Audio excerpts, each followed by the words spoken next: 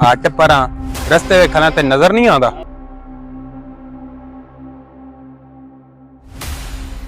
अल्लाह तेनू वड्डा अफसर बनावे, अल्लाह तेनू वड्डा अफसर बनावे।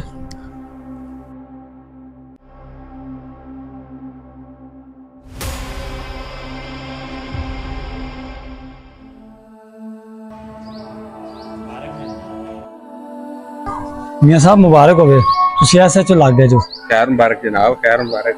बैठो बैठो। ਤੁਸੀਂ ਆਵਾਂਗੇ ਆਪਣਾ ਹੁਣ ਮੀਆਂ ਐਸੇ ਚ ਲੱਗ ਗਏ, ਟੈਨਸ਼ਨ ਨਹੀਂ ਆਉਂਦੀ, ਜੋ ਵੀ ਕੰਮ ਹੋਇਆ ਫੋਨ ਕਰਾਂਗੇ। मैं एडा वड्डा अफसर किवें बन गया?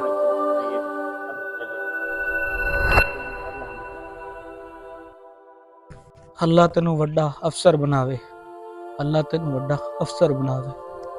हाँ ओ बाबे ने मैनू दुआ दी सी, उनकी वजह तो मैं बना वड्डा अफसर। यार अजीम इरफान हो रही ते ना कुछ अरसा पहले एक बाबा हुंदा सी, उनके गल दे विच ना तस्बीहां पाईयां हुंदियां सन ते हाथ दे विच लोटा फड़िया हुंदा सी। उनका तां पता करके आओ कि अजकल वो कित्थे हुंदा है। जी मियां साहब।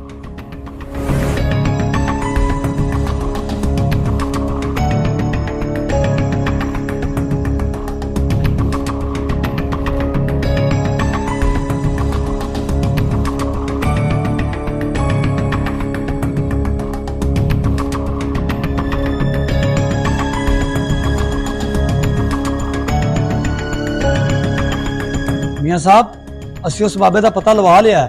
ਪਿਪਲੀ ਪਹਾੜ ਜੰਗਲ ਨਹੀਂ ਜਿਹੜਾ ਆਪਣੇ ਪਿੰਡ ਦੇ ਨਾਲ, ਉਹਦੇ ਵਿੱਚ ਉਹਨੇ ਕੱਖਾਂ ਦੀ ਕੁੱਲੀ ਪਾਈ ਹੋਈ ਹੈ ਤੇ ਅੱਜ ਕੱਲ ਉਹ ਉੱਥੇ ਰਹਿ ਰਿਹਾ ਹੈ। अच्छा चलो चलिए उस बाबे नू मिलना है।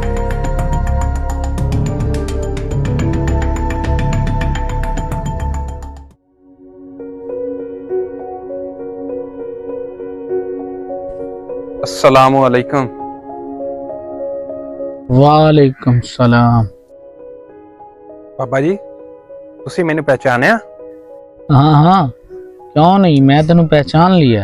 बाबा जी मैं थोड़ा शुक्रगुजार हाँ, थोड़ी दुआ दे नाल अज मैं एक वड्डा अफसर बन गया।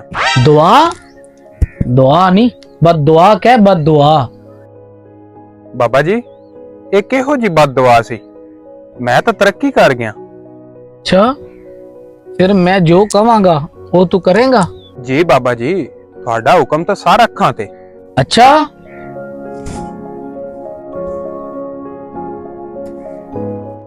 ले फिर लोटा इनू बिछुआ नाल भर ते ले आ।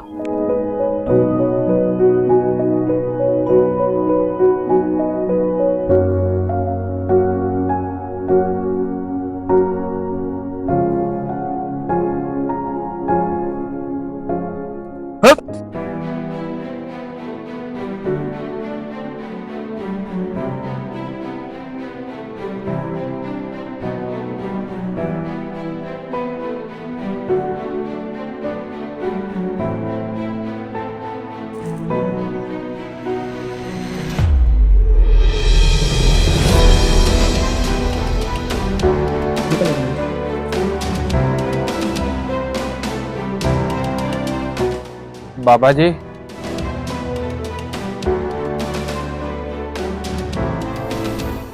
हाँ बेटा ले बिच्छू। बाबा जी बड़िया जगह ते गया लेकिन बिच्छू नहीं मिले।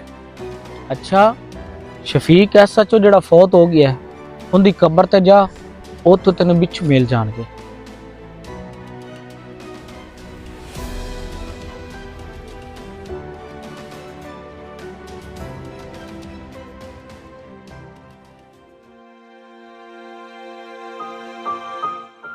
बाबा जी मैनू माफ कर दो, मैं सारा इलाका छान मारिया, मैनू किधरों एक भी बिच्छू नहीं मिलिया।